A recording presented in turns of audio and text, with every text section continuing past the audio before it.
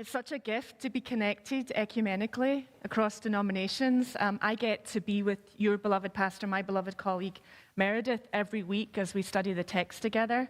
And it's such a gift to be in your space. Did you see me get up to go to start preach as soon as we'd finished the word? Yeah? And in my tradition, that's pretty normal. And we say this prayer of illumination, and then we move into the word. But here, we were gifted with this prayer of illumination and this tradition, and it's such a beautiful offering and prayer. So we'll let that be a prayer for our reading, that as the Spirit moves, that we will hear for ourselves how we might be instruments of God's peace. So thank you for your prayer. And thank you for that reading about the mountain. There's something about this mountain that we read about today. Things are ramping up for Jesus and his friends. There's rising tension, as Marilyn said, in the communities in which Jesus lived and taught, as word spreads about his authority and his capacity for healing. Jesus is starting to look ahead and has shared with his friends that things will not go well with him, and that indeed much will be asked of them as they continue on this way together. It's getting hard. And in the midst of all this, Jesus takes a couple of his disciples, his friends, and leaders from within his closest community, and he heads to that mountain. There's something about that mountain. Based on where Jesus was traveling at the time, tradition understands that the mountain in this Transfiguration story would have been Mount Hermon. Mount Hermon sits at the northern border of what was to be the promised land for those who were escaping slavery back in the time of Pharaoh. And it is known in the Jewish faith and also in many other cultures as a place where the divine touches down, where heaven and earth come together. Mount Hermon, because of its height, catches a lot of moisture, and so it sits, if we can believe it, snow-capped during most of the year, especially winter and spring, a striking image in this dry part of the world. Meltwater from the mountain's western and southern sides seep into the rocks and channels and pores and feed fresh springs at the base of the mountain, which form streams and rivers. They merge and they become a famous river in that land. Which river? The Jordan, right? Comes from that mountain. The runoff, it facilitates fertile plant life below the snowline, where vineyards and pine and oak and poplar trees are abundant. There is something about that mountain. It holds promise. It's a place where the abundance and majesty of God can be felt right up close. In my culture, in the Celtic culture, I'm Scottish, by the way, if you didn't notice that already. If I'm talking too fast or I get excited, just give me a high sign, because we can get going, right? But in my Celtic culture, such places have a name. You've probably heard this name, right? They're called thin places. Have you heard of thin places? You know thin places. These are places where heaven and earth come so very close.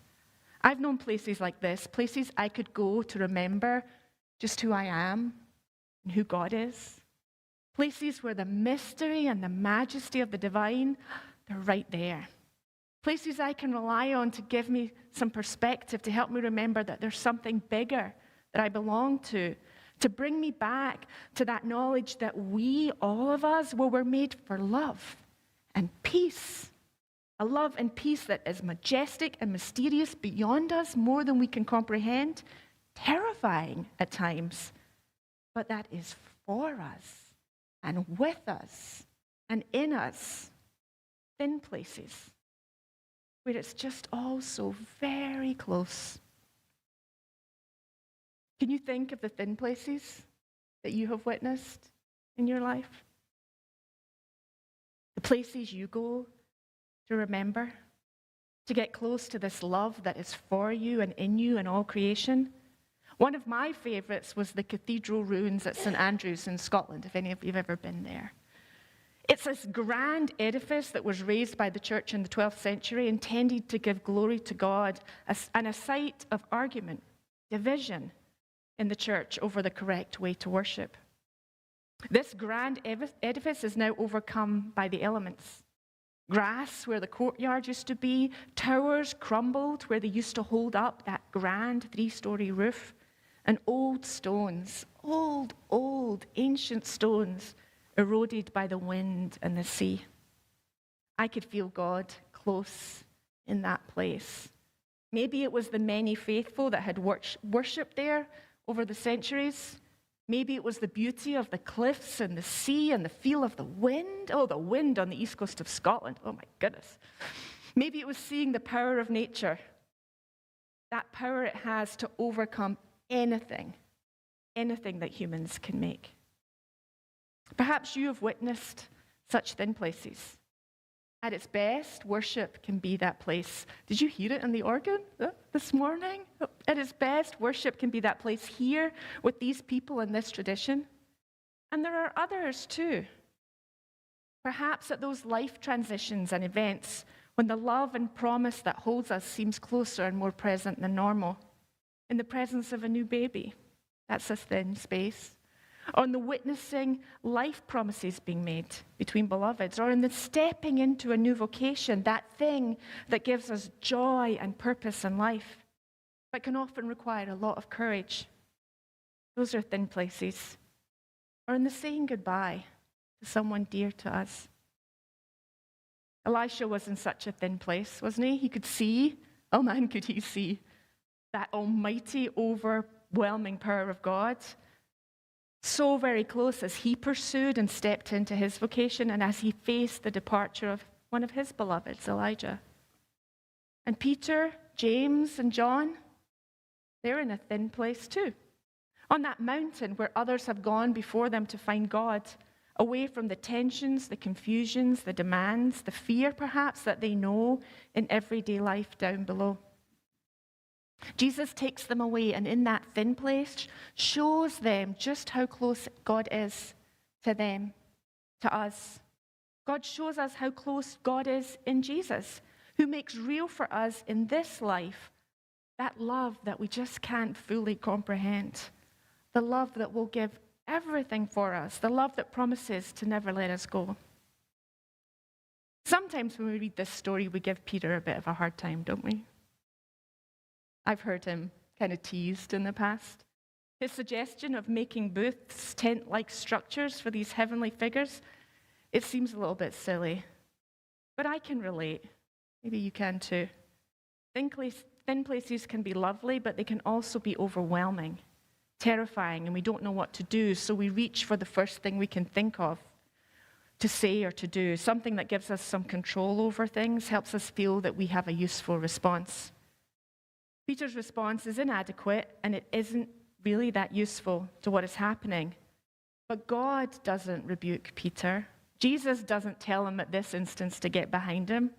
Rather, the voice of God affirms the holiness of the moment. This is my son, the beloved. Heaven touching earth right here. And then God gives them some direction. Listen to him.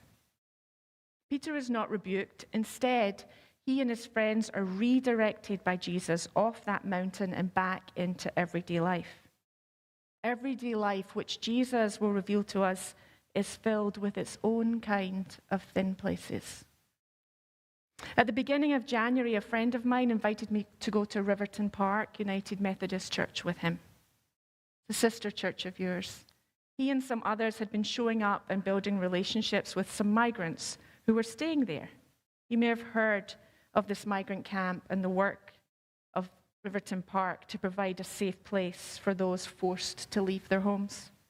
Migrants started arriving at Riverton Park in November of 2022. Word spread, if you can believe it, from here all the way to the southern border and the east coast that there existed a welcoming church in the Seattle area. And more people started to come.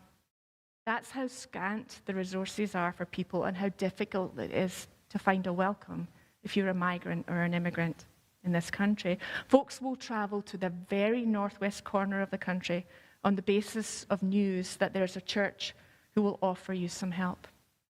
By fall and into winter of 2023, there were estimated to be between 450 and 600 people staying at the church.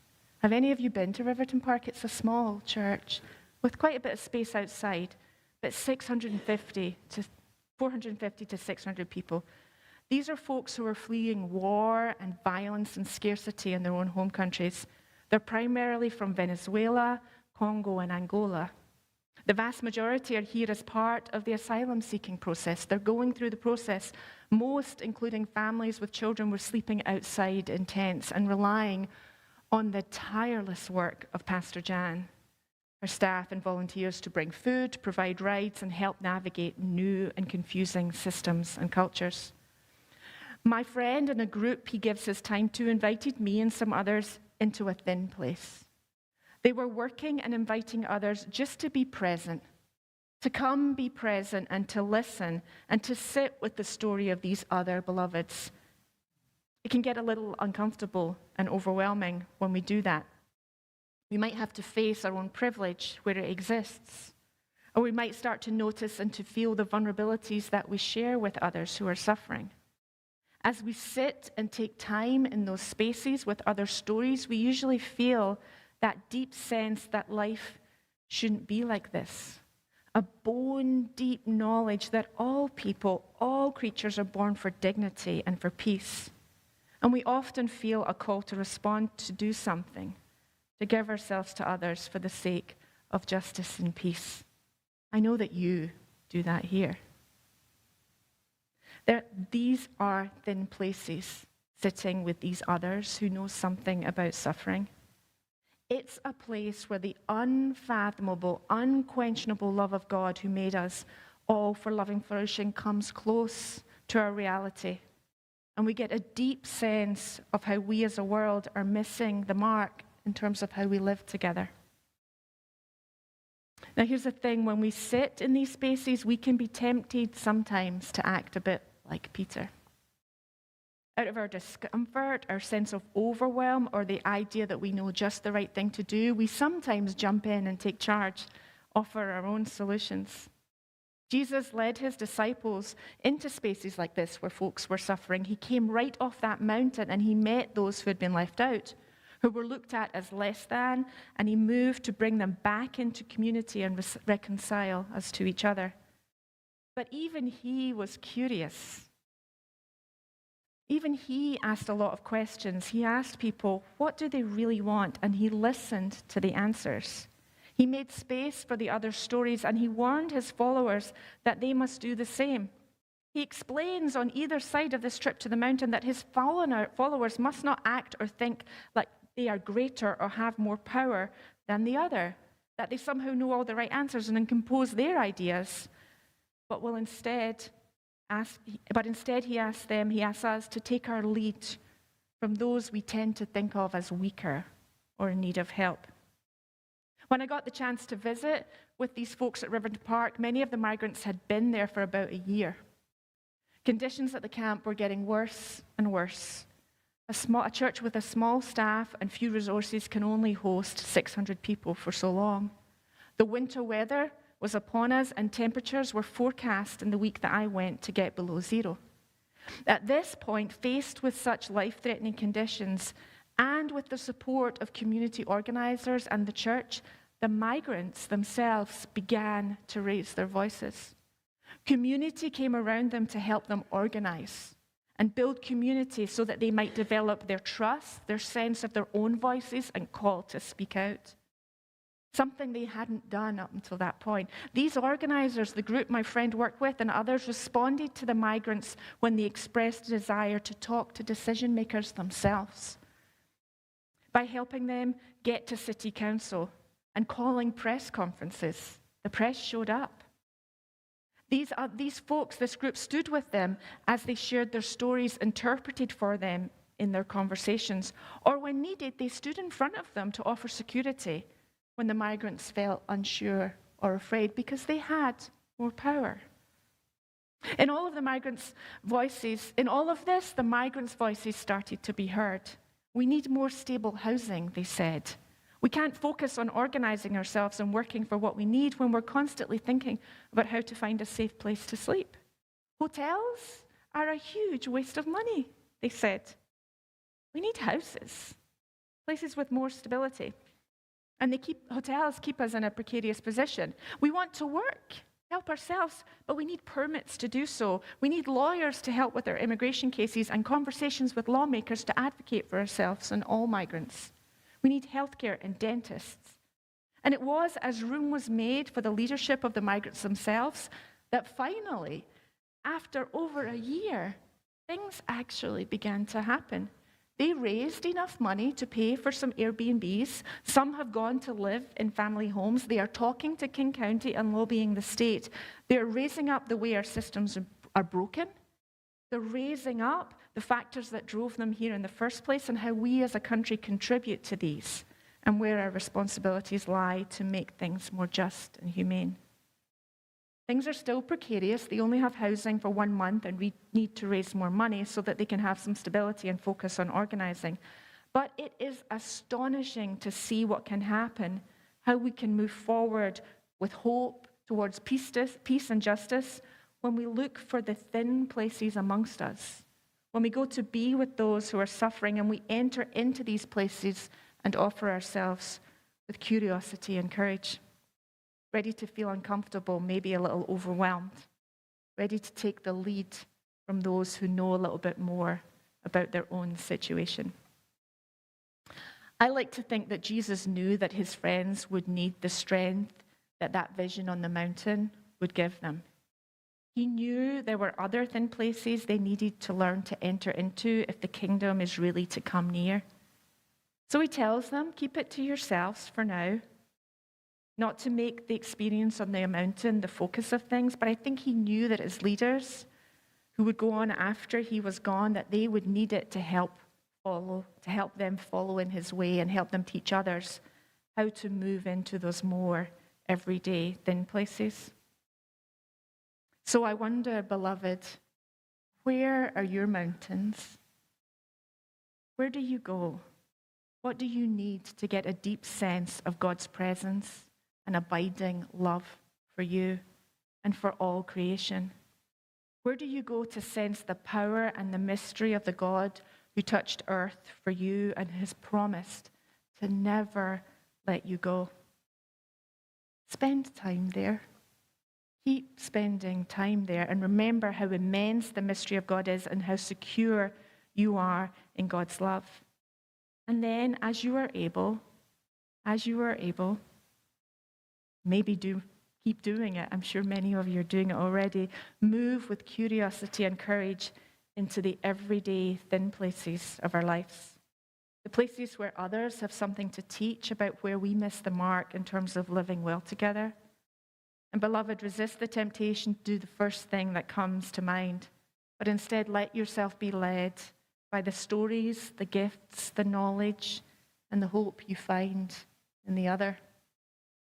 Jesus has shown us, he has assured us that we will find life and peace, justice and healing here and now and into God's future as we go this way. Amen.